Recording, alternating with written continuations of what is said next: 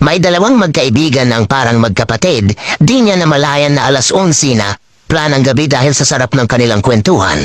Sabi ng lalaki, pre, uwi na ako at malapit na maghating gabi. Spirin ng lalaki, naku pre, dito ka na lang matulog. Kasi pag ganitong oras maraming nagpapakita dyan sa sementeryo. Sabi ng lalaki, di pre, kasi pagagalitan ako ng asawa ko. Buti na lang may naisip yung kaibigan niya.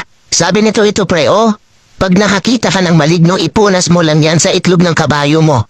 Binigyan siya ng 10 sili na sobrang anghang kasi kabayo pa noon ang sasakyan.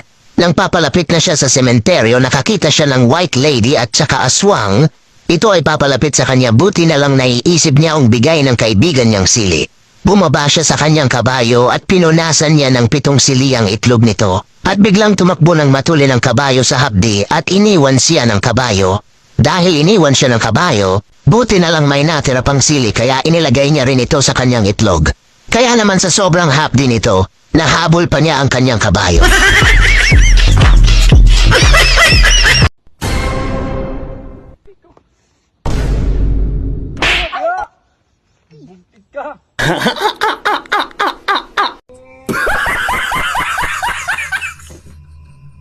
Kung ako'y papipiliin mo, kung magdoktor o magkontraktor, mas gusto kong maging kontraktor, lalo na kung ang project ay flood control.